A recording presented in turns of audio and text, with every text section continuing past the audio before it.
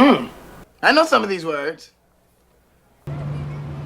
I'll turn this damn bus around.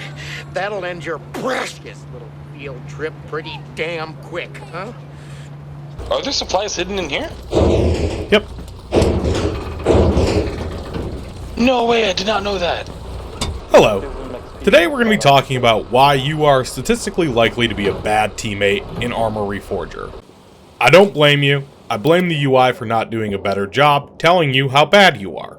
Dirty boy, dirty, dirty, dirty! Specifically, we're going to be talking about the default loadout versus custom loadout situation that plagues Arma Reforger.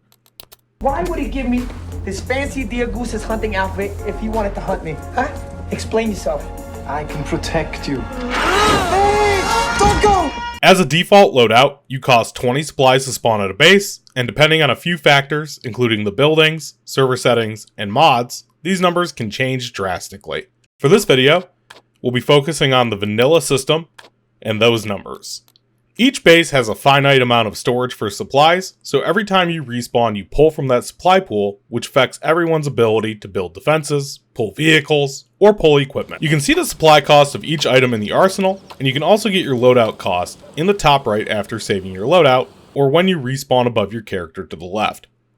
If your kit costs more than the supplies are at a base, you will be unable to spawn in, and will have to spawn either at main base, or revert to the default kit. One way we can reduce the cost of people spawning in is by buying a living quarters.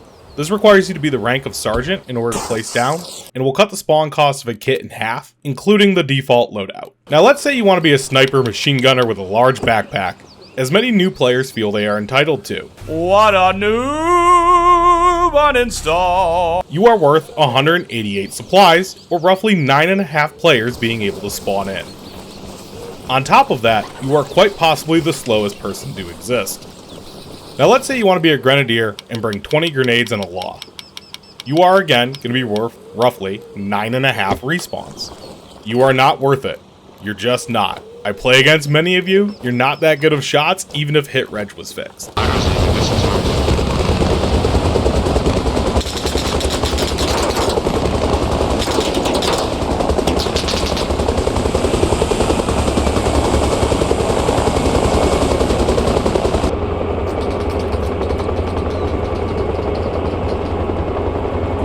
Damn, bro.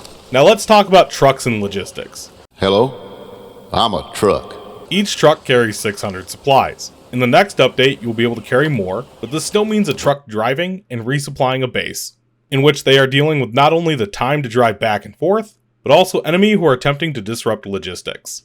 This means bases are not always going to be heavily supplied at all points. Oh boy, my tire's just completely flat, I can't turn them.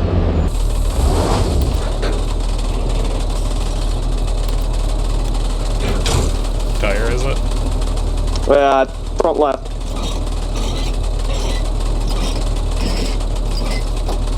Thank you. A single truck without a living quarters will mean 30 people can respawn. With a living quarters though, that becomes 60 respawns. To reinforce on this, let's just say you're a machine gunner with an M249 saw with a moderate backpack.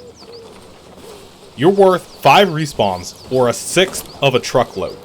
If you are dying near a base that's under attack, using the default kit, you can save supplies, allowing more people to respawn, and simply loot equipment off of bodies. First of all, I'm a rat. And second, I'm a rat. What should we be spending our supplies on first, though? The first things we should prioritize are radio relay stations, living quarters, and vehicle depots, so we can run more supplies and move troops around.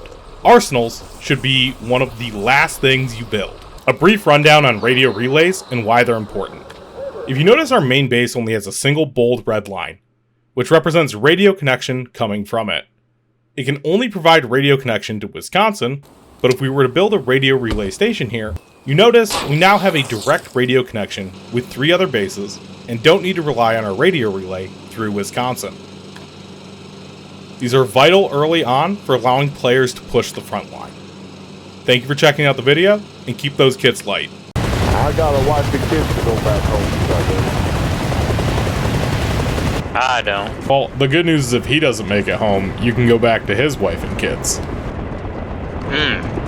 Leave my wife and kids alone, goddammit. Someone's got to take care of him, bro. I think I'm gonna end up being one of the homeless ones. She's a goddamn strong, independent woman. I'll take care of the wife, but I'll ditch the kid.